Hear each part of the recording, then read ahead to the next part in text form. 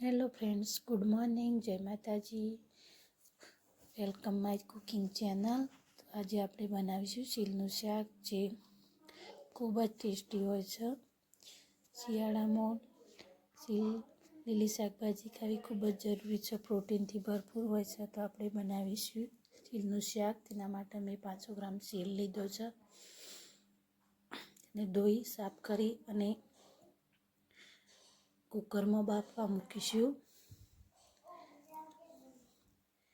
બાફી બનાવવાથી સરસ રીતે તૈયાર થાય છે આ શાક. અને શાક પણ કહી શકાય. ખીલ, કોથમીર, લીલું લસણ, મરચાં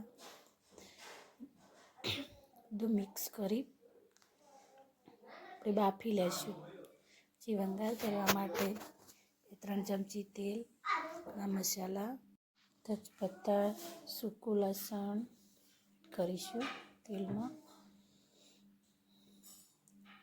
સૂકું લસણ સારી રીતે થોડું ચડી જાય એટલે આપણે કાળા મરી, જીરું, હિંગ અને ડુંગળી, એ વાટકી ડુંગળી નાખી ડુંગળીને ચડવી લેશું સારી રીતે.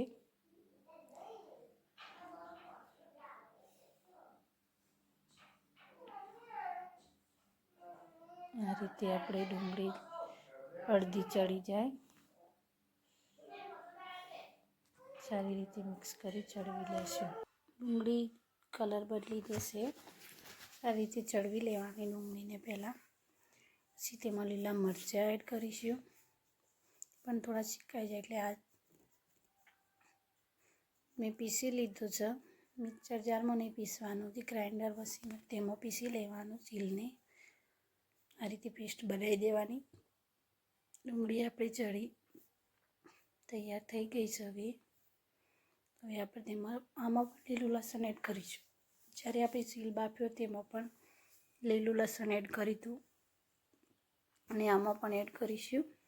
લીલું લસણ શિયાળામાં ખાવું ખૂબ જ જરૂરી છે અને અત્યારે માર્કેટમાં ઇઝીલી મળી રહેશે. હળદર, મરચું, જે રીતે તમે તીખાશ ખાતા હોય એ રીતે તમે એડ કરી શકો છો. મરચું મેં લાલ મરચું પણ એડ કર્યું છે. થોડો અજમો, ધાણા જીરું પાવડર. સારી રીતે મસાલા મિક્સ કરી લેશું. મીઠું આપણે જે વખતે સીલ બાફવા મૂક્યો તે વખતે નાખી દઉં તો જરૂર પડશે તો આપણે થોડું એડ કરીશું. થોડું પાણી નાખી મસાલા સારી રીતે શેકી ચડવી લેવાના.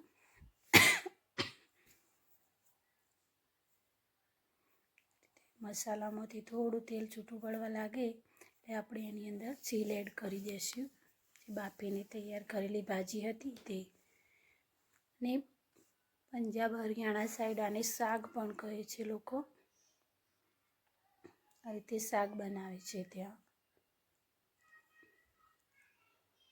સારી રીતે મિક્સ કરી લેશું.